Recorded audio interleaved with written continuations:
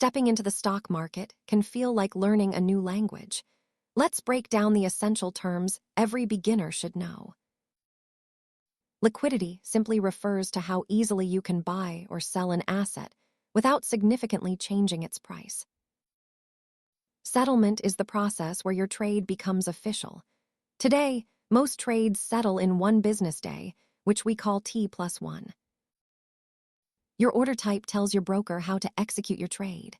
Market orders prioritize speed, while limit orders prioritize price control. The bid is what someone is willing to pay for a stock, while the ask is what a seller is demanding. Volatility measures price swings.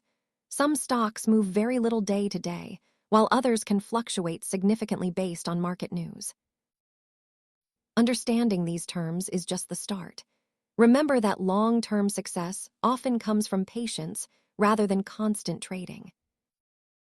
Thanks for watching. Keep exploring these concepts to build your confidence. This video is for educational purposes only and not financial advice.